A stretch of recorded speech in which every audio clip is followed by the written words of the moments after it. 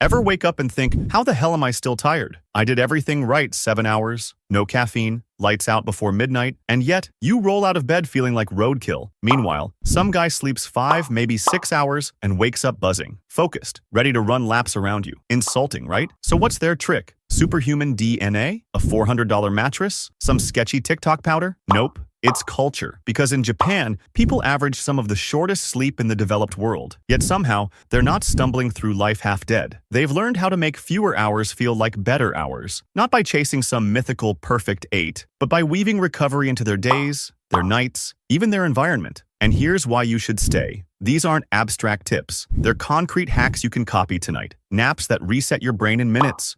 Rituals that flip your body into deep sleep on command. And one final shift that separates the people who wake up exhausted every day from the ones who wake up ready. Chapter 1. Inemuri. Powernap culture. It's the middle of the afternoon. Your brain feels like mashed potatoes. Your eyelids are staging a protest. You glance at the clock and think, if I close my eyes for just a second, maybe no one will notice. But you don't. Because where you live, falling asleep at work is basically confessing, I'm lazy, fire me. Now jump to Japan.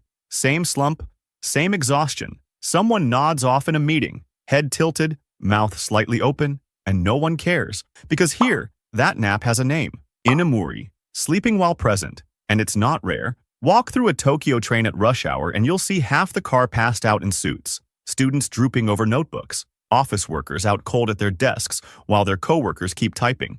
Here, sleep in public isn't weakness. It's a flex. The quiet message? I've worked myself to the edge. This nap proves it. And here's the twist. Biology backs it up. A 15 to 20-minute nap isn't laziness. It's a hard reset. Adenosine, that chemical sludge clogging your brain and making every thought feel like quicksand, gets flushed. You wake up with memory sharper, focus stronger, mood steadier. Meanwhile, most of us treat exhaustion like a badge too, but the dumb kind. We slam coffees, pound energy drinks, ride the jitters, and then wonder why we're staring at the ceiling at 2 a.m. like caffeinated zombies. Japan hacked it differently. They didn't decide to sleep less. They decided to recover smarter. They built naps into the system, and that's why their nights can be shorter without total collapse, because by the time they hit the pillow, they're not in debt. So here's the shift. A nap isn't giving up.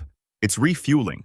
And the guilt we've built around it, that's the real waste of time. Because if that's how they hack recovery in broad daylight, wait until you see how they hack it at night. With a ritual so powerful, it convinces your body to drop into deep sleep on command. That's Chapter 2, Ofuro, the sleep reset. Most of us end our nights the same way. We crash into bed, phone still buzzing, brain still racing, and then lie there wondering, why can't I switch off? In Japan, the night looks different. Before bed, millions of people step into a ritual that feels almost sacred, the Ofuro, a deep, steaming bath. Here's how it works. First, you scrub clean outside the tub. The water isn't for washing, it's for soaking. Then you lower yourself in, chest deep, into water so hot it feels like your body is dissolving. The world gets quiet, the body finally stops fighting, and here's the twist. It's not just relaxation, it's strategy. Because when you heat your body like that, something counterintuitive happens. As soon as you step out, your core temperature drops rapidly, the exact signal your brain needs to flood you with melatonin and shut you down for the night.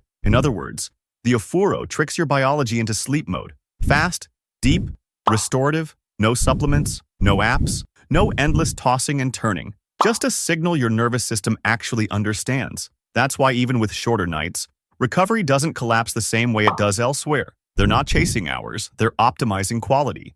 So maybe the real question isn't, how many hours do you sleep? Maybe it's, did you ever give your body permission to rest? Because if the night is about sending that signal, the morning is about resetting the entire rhythm. And in Japan, they do it with one simple habit most of us overlook every single day. Which brings us to Chapter 3, Asa Hikari, morning light. Ever notice how some mornings feel impossible? You drag yourself out of bed, slam the alarm, scroll your phone, and by the time you stand up, you're already tired. Coffee becomes life support. Here's the part nobody tells you. It's not just you. Your body literally doesn't know what time it is. Japan has a fix, and it's so simple it almost feels like cheating. They call it Asa Hikari. Morning light. Step outside. Let the sun hit your eyes. Done. Sounds small? It's not. Because sunlight isn't just light. It's a reset switch for your entire biology. 10 minutes of it tells your brain, shut down the melatonin. Fire up the energy. It's daytime. Let's move. That's why Japan's walking culture is a hidden superpower. Morning commutes on foot, Errands done outdoors. Everyone gets their daily dose without even thinking about it. Their body clocks stay sharp. Energy lines up. Nights come easier. Meanwhile, the rest of us live in the indoor loop. Wake up under LEDs, drive in a metal box, sit under fluorescent lights. Our brains never see real daylight. No wonder we feel jet-lagged in our own lives. Here's the kicker. You don't need an hour. Even 10 to 15 minutes of sunlight is enough to anchor your rhythm. Think of it like syncing your phone. Only you're syncing your brain. That's why some people thrive on 6 hours of sleep, while others crawl through 8. It's not the hours. It's whether your system is actually on schedule. So tomorrow morning, skip the zombie scroll. Step outside. Let the light in. Because before you drink the coffee, you need to set the clock. And once the clock is set, the next battle isn't light, it's weight. Because what you put in your stomach at night decides whether your sleep floats or sinks. Chapter 4. Harahachi, Light Dinner. Rule. Think about the average dinner table. Oversized plates, oversized portions, and the unspoken rule that full means so stuffed you can't move. Then comes dessert, then comes the late-night snack raid, and then comes the tossing and turning. Japan takes a very different approach. There's a phrase, Harahachi bu, eat until you are 80% full. It's not a diet, it's a philosophy. The idea is simple, stop eating before you're heavy. Meals are smaller, fresher, and dinner is often the lightest meal of the day. Fish, rice, vegetables, satisfying but never overwhelming. Here's why it matters for sleep. When you eat heavy at night, your body can't fully rest. Instead of focusing on repair and memory consolidation, blood flow is tied up in digestion. Your core temperature stays higher, melatonin gets delayed, and suddenly you're staring at the ceiling at 1 a.m., wondering why you can't drift off. With lighter dinners, the body doesn't fight itself. It cools naturally. Hormones fire on schedule. Recovery happens faster, which means fewer hours can still feel refreshing. And notice the theme here. It's not about deprivation. It's about creating space, stopping before you're stuffed so your body can focus on rest, not survival. Because just like a heavy stomach clutters your sleep, so does a heavy room. And in Japan, they have a word for stripping that clutter away. That's where we go next. Chapter 5. Minimalist sleep space. Be honest. What does your bedroom actually look like right now? Clothes stacked like a mini mountain. Phone charger cords twisted into some kind of snake pit. A TV glowing in the corner. Maybe a laptop open from last night's One More episode. Now imagine trying to sleep in that chaos. Your body is in bed, but your brain? It's scanning the battlefield. Laundry equals unfinished task. Notifications equals possible emergency. Even the glow of a charging light tells your nervous system, stay alert, something's happening. That's why in Japan, the bedroom looks almost the opposite. Open space, clean lines, a futon rolled out, maybe a lamp, maybe a single plant, nothing extra. And it's not just for the aesthetic Instagram minimalism crowd. There's a word for it. Ma isn't emptiness. It's the power of space itself.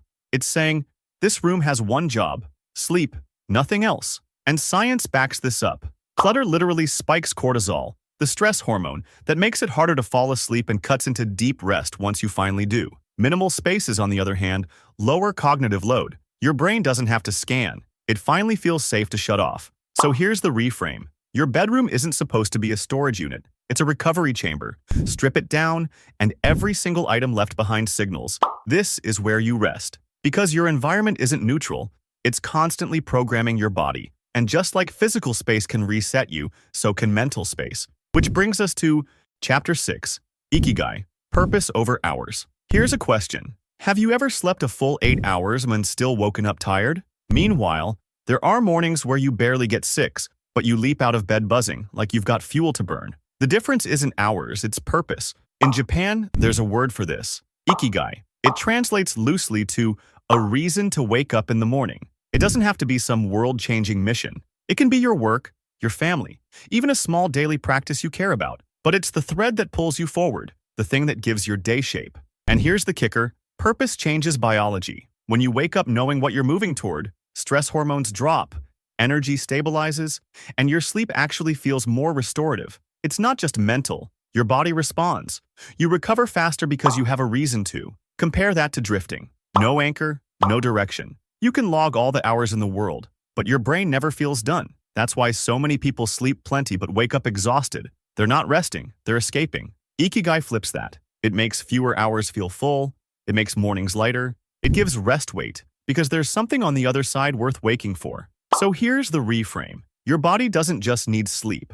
It needs a story. And if you don't write one, your nervous system writes its own. And it usually sounds like, why even get up? Which is why the real Japanese sleep hack isn't just naps, baths, light, or diet. It's that all of those are anchored to something bigger, a life that actually feels worth waking up for. So maybe the real lesson here is this. Sleep isn't just about the clock, it's about rhythm, space, and whether your mind feels safe enough to shut down. That's why Japan's approach works. It doesn't fight the body, it works with it. But let's be honest, even with the perfect environment, the perfect ritual, sometimes the real enemy isn't sleep itself. It's your own thoughts. You know those nights, lights off, body tired, but your brain's running sprints, replaying the awkward thing you said 5 years ago, stressing about tomorrow like worrying is somehow preparation. That's what keeps so many people stuck. Not lack of sleep, not bad habits, just overthinking. And that's where we go next. Because if you can quiet that loop, you don't just sleep better, you live lighter.